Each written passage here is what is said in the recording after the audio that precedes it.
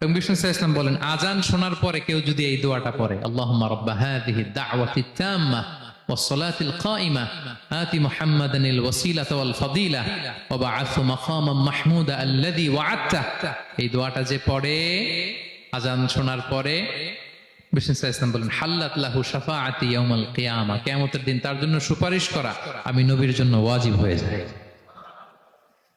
যারা পড়েন না পড়বেন, মাকামে মাহমুদে তিনি সেজদায় লুটিয়ে থাকবেন এবং সেদিন তিনি সুপারিশ করবেন, সাহিবুশ শাফাআ, তিনি সুপারিশ করবেন। অন্য কোন নবী সুপারিশের সাহস করবে, স্পর্ধাও দেখাবে। আদম আলাইহিস সালাম, নূহ আলাইহিস সালাম, ইব্রাহিম আলাইহিস সালাম সবাই একজন আরেকজনকে রেফার করে, একজন আরেকজনকে রেফার করে, বলে আমি পারবো না, উনি উনি উনি উনি বলতে বলতে বিষ্ণু সাল্লাল্লাহু আলাইহি ওয়াসাল্লামের কাছে যাবে। মানুষগুলো হয়রান হয়ে যাবে, ক্লান্ত শ্রান্ত ঘর্মাক্ত পিপাসার্ত মানুষগুলো। 50,000 বছর হবে সেই দিনটা, কিয়ামতের দিন। মানুষগুলো পেরেশান।